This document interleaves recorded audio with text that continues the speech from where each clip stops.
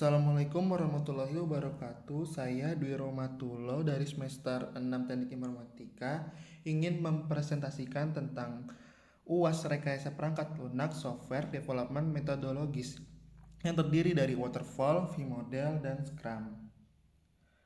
Waterfall pengertiannya, pembangunan sistem secara keseluruhan dilakukan melalui beberapa tahapan atau langkah. Metode pengembangan perangkat lunak dikenal juga dengan istilah Software Development Life Cycle atau CDLC.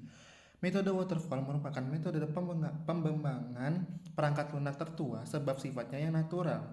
Metode waterfall merupakan pendekatan CDLC paling awal yang digunakan untuk pengembangan perangkat lunak. Urutan dalam metode waterfall bersifat serial yang dimulai dari proses perencanaan, analisa, desain, dan implementasi pada sistem. Metode ini dilakukan dengan pendekatan yang sistematis mulai dari tahap kebutuhan sistem lalu menuju ke tahap analisis, desain, coding, testing atau verification, dan maintenance. Langkah demi langkah yang dilalui harus diselesaikan satu persatu, tidak dapat meloncat ke tahap berikutnya, dan berjalan sesuai berurutan. Oleh karena itu disebutnya waterfall atau air terjun. Ian Somerville menjelaskan bahwa ada 5 tahapan pada metode waterfall yakni requirement analysis dan definition, system and software design, implementation and unit testing, integration and system testing, dan operational and maintenance. Sedangkan placement langkah-langkah dalam metode waterfall dimulai dari requirement design, implementation, verification, dan maintenance. Tahap-tahap metode waterfall. Requirement analysis. Sebelum melakukan pengembangan perangkat lunak, seseorang pengembangan harus mengetahui dan memahami bagaimana informasi kebutuhan pengguna terhadap sebuah perangkat lunak. Metode pengumpulan informasi ini dapat diperoleh dengan berbagai macam cara, diantaranya diskusi, observasi, survei, dan wawancara, dan sebagainya. Informasi yang diperoleh kemudian diolah dan dianalisis sehingga didapat data atau informasi yang lengkap mengenai spesifikasi kebutuhan pengguna akan perangkat lunak akan dikembangkan. System and software design. Informasi mengenai spesifikasi kebutuhan dari tahap requirement analysis. Selanjutnya analisis pada tahap ini untuk kemudian diimplementasikan pada desain pengembangan. Perencanaan desain dilakukan dengan tujuan membantu memberikan gambaran lengkap mengenai apa yang harus dikerjakan. Tahap ini juga akan membantu mengembang untuk menyiapkan kebutuhan hardware dan pembuatan arsitektur sistem perangkat lunak yang akan dibuat secara keseluruhan. Implementation and unit testing. Tahap implementation and unit testing merupakan tahap pemrograman. Pembuatan perangkat lunak dibagi menjadi modul-modul kecil yang nantinya akan digabungkan dalam tahap berikutnya. Di samping itu, pada fase ini juga dilakukan pengujian dan pemeriksaan terhadap fungsionalitas modul yang sudah dibuat, apakah sudah memenuhi kriteria yang diinginkan atau belum. Jadi tahap ini adalah tahap coding. Integration and system testing. Setelah seluruh unit atau modul yang dikembangkan dan diuji di tahap implementasi selanjutnya diintegrasikan dalam sistem secara keseluruhan. Setelah proses integrasi selesai, selanjutnya dilakukan pemeriksaan dan pengujian sistem secara keseluruhan untuk mengidentifikasi kemungkinan adanya kegagalan dalam kesalahan sistem. Operation and maintenance. Pada tahap terakhir dalam mode waterfall, perangkat lunak yang sudah jadi dioperasikan pengguna dan dilakukan pemeliharaan memungkinkan pengembang untuk melakukan perbaikan atas kesalahan yang tidak terdeteksi pada tahap-tahap sebelumnya.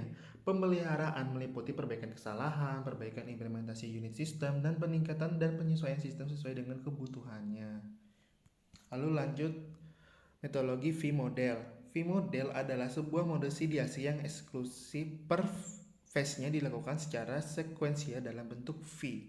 V-Model adalah sebuah perpanjangan dari metode waterfall dan desain berdasarkan hubungan antara tahap pengujian antar phase. Ini berarti bahwa untuk setiap phase dalam satu siklus, ada tahap pengujian terkait langsung seperti halnya mode waterfall. Mode ini merupakan model yang menerapkan tingkat kedisiplinan yang sangat tinggi, di mana selanjutnya tidak dapat dimulai sebelum phase sebelumnya selesai. Dan ini adalah gambar kerangka V-Model. V-Model, proses verification, unit testing. Unit testing yang dirancang dalam fase modul desain dijalankan pada kode yang sudah ditulis selama fase validasi ini. Unit testing adalah pengujian pada tingkat kode dan membantu menghilangkan bug pada tahap awal, meskipun semua bug tidak dapat diungkap oleh unit testing. Integration testing. Integration testing dikaitkan dengan fase arsitektural desain. Integration testing dilakukan untuk menguji konsistensi dan komunikasi modul secara internal dalam sistem.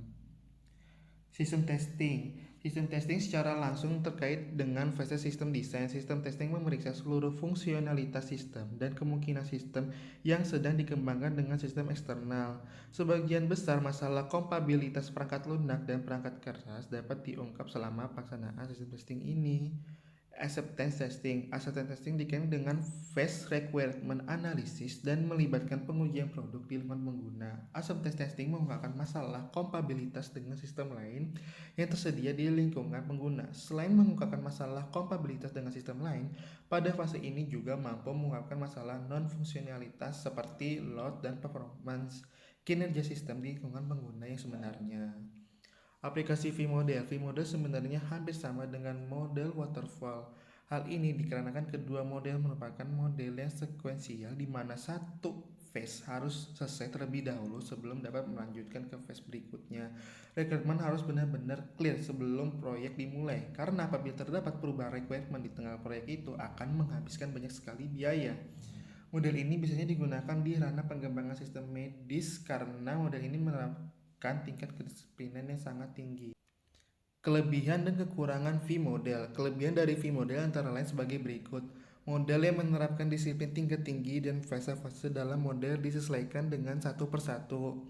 Dapat bekerja dengan sangat baik untuk proyek kecil di mana requirement sangat mudah dipahami. Sederhana dan mudah untuk dipahami serta digunakan. Mudah untuk memanage karena sifat kekakuan dari model dan setiap fase dalam siklus memiliki tujuan yang spesifik. Kelemahan dari V-Model antara lain sebagai berikut. Memiliki risiko dan ketidakpastian yang tinggi apabila diaplikasikan untuk proyek-proyek besar, model yang tidak bagus untuk proyek yang kompleks dan berorientasi objek, model yang buruk untuk proyek yang panjang dan berkelanjutan, tidak cocok untuk proyek yang dimana requirement-nya mudah sekali berubah, skala sistem di dalam proses testing sangat sulit sekali mundur ke fase sebelumnya, tidak ada sistem yang dapat digunakan sampai satu siklus selesai. Jadi V-Model ini adalah bertujuan untuk proyek dalam jangka pendek yang hanya memiliki simplicitas yang sangat rendah sehingga memungkinkan untuk proyek-proyek dijalankan dengan sangat mudah dan dengan biaya yang sangat minim. Lanjut ke Scrum. Secara harfiah, Scrum adalah kerangka kerja di mana orang dapat mengatasi masalah adaptif yang kompleks, sementara secara produktif dan kreatif memberikan produk dengan nilai setinggi mungkin. Scrum merupakan salah satu metode rekayasa perangkat lunak dengan menggunakan prinsip-prinsip pendekatan agil yang bertumbuh pada kekuatan kolaborasi tim, incremental produk, dan proses literasi untuk mewujudkan hasil akhir. Teknik Scrum dapat dilakukan di sebuah kepanitiaan ataupun proyek lain di luar bisnis teknologi informasi. Dalam teknik Scrum terbagi dalam 3 roles. Yang pertama adalah Product Owner, Scrum Master, dan Development atau Scrum Team. Product Owner bertugas untuk mengatur urusan dengan stakeholder, sedangkan Scrum Master mengurusi bagian internal.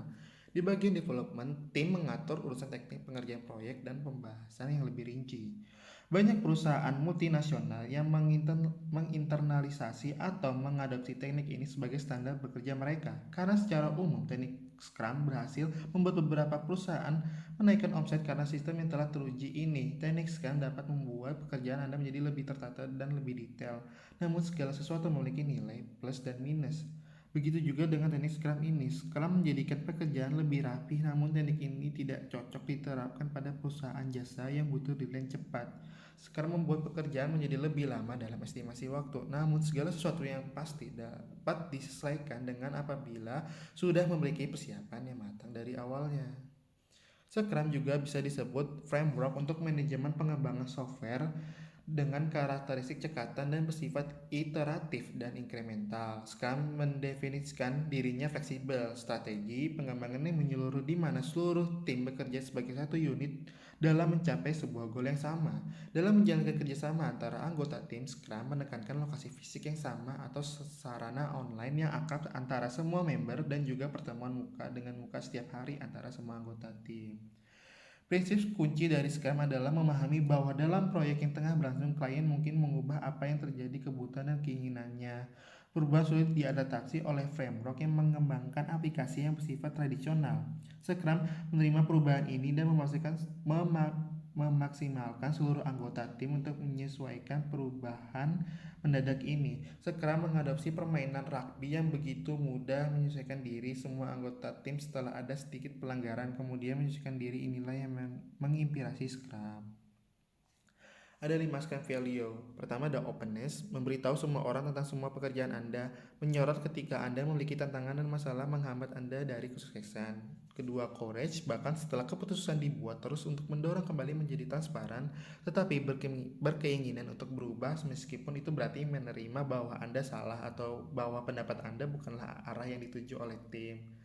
3. Respect, berpikir bahwa Anda membantu tim dengan menjadi pahlawan, membantu orang lain mempelajari hal-hal yang Anda kuasai dan tidak menilai hal-hal orang yang tidak kuasai. 4. Fokus, berfokus untuk menjaga agar pelanggan senang menjadi fokus pada sprint dan tujuannya. 5. Komitmen, berkomitmen pada sesuatu yang tidak Anda pahami karena Anda diminta oleh atasan Anda, berkomitmen pada tim dan sprint goal. Lalu lanjut ke 3 pilar Scrum. Pertama ada transparansi. Semua orang yang terlibat pelanggan, CEO, kontributor individual transparan dalam transaksi sehari-hari mereka dengan orang lain. Mereka semua percaya satu sama lain dan mereka memiliki keberanian untuk saling mengikuti kabar baik serta kabar buruknya. Semua orang berusaha dan secara kolektif berkolaborasi untuk tujuan organisasi bersama dan tidak ada yang memiliki agenda tersembunyi. Lalu inspeksi dalam konteks ini bukan inspeksi oleh inspektur atau auditor tetapi inspeksi oleh semua orang di tim Scrum. Inspeksi dapat dilakukan untuk produk, proses, aspek orang, praktik, dan peningkatan berkelanjutan. Ketiga, adaptasi. Adaptasi dalam konteks ini adalah tentang perbaikan terus-menerus, kemampuan untuk beradaptasi berdasarkan hasil inspeksi. Setiap orang di organisasi harus mengajukan pertanyaan ini secara teratur. Apakah kita lebih baik daripada hari kemarin? Untuk organisasi berbasis laba, nilainya diwakili dalam bentuk laba. 3 jenis role Scrum. Pertama ada product owner. Pengertian product owner adalah tujuan dari proyek. Product owner memastikan bahwa proyek berjalan sesuai yang diharapkan. Product owner merupakan penjembatan antara klien dengan tim development. Product owner akan menuliskan spesifikasi sesuai secara pandangan klien. Di lain pihak harus punya empati terhadap anggota timnya. 2. Team member. Dilihat jelas namanya ya anggota tim-tim. Ketiga, Scrum Master. Scrum Master akan mencegah hal yang mengalihkan fokus tim. Scrum Master akan membuat suasana lebih kondusif supaya tim dapat bekerja sama dengan mencapai goalnya.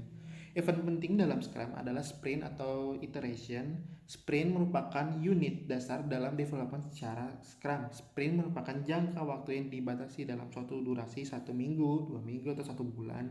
Setiap sprint dimulai dengan planning meeting atau diakhiri dengan sprint review dan retrospective meeting. Ada 7 proses penting dalam penerapan Scrum. 1. Product backlog. Ini adalah tahap pertama yang harus kamu lakukan. Product backlog bertujuan untuk menentukan prioritas apa saja yang harus dilakukan selama pengerjaan sprint, yaitu rapat perencanaan pembuatan perangkat lunak yang dilakukan sesuai dengan durasi yang telah disepakati. Product backlog yang melibatkan seluruh tim terkait dan mulai product owner, Scrum Master hingga tim pengembangnya. 2. Sprint backlog. Sprint backlog adalah kumpulan item produk backlog yang dipilih untuk sprint, ditambah sebuah rencana untuk pengantaran produk tersebut dan mewujudkan tujuan sprint itu sendiri. 3. Sprint planning.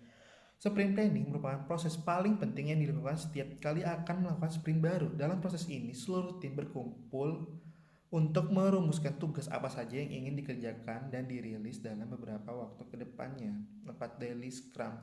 Di fase ini, masing-masing anggota tim saling berbagi apa saja yang telah dikerjakan dan apa yang akan dikerjakan di hari tersebut. Para anggota tim secara dapat melaporkan hambatan yang ditemui selama pengerjaan. Daily Scrum dilakukan setiap hari selama sprint berlangsung. 5. Sprint Review. Sprint Review adalah waktunya bagi anggota tim untuk mendemonstrasikan apa saja yang berhasil diselesaikan dalam satu sprint. Sprint Review dilakukan dalam satu kali pengerjaan sprintnya selesai. Sprint retrospektif. Sprint retrospektif dilakukan di akhir setiap sprint. Dalam meeting ini, masing-masing anggota tim termasuk Scrum Master dan Product Owner mengutarakan pendapat terkait kinerja tim selama penerapkan Scrum tanpa membahas sisi teknis dalam proyek yang telah dikerjakan. 7. Increment. Manifestasi dari produk backlog item yang diselesaikan dalam sprint dan total nilai bisnis increment dan seluruh sprint yang berlalu. Lalu ini referensi untuk waterfall dari ranasris.com, vModel dari unddevelopnetwork.com, lalu Scrum, raman.id. Sekian materi dari metode software development yang terdiri dari waterfall, vModel, dan Scrum. Semoga presentasi ini bisa bermanfaat untuk kalian.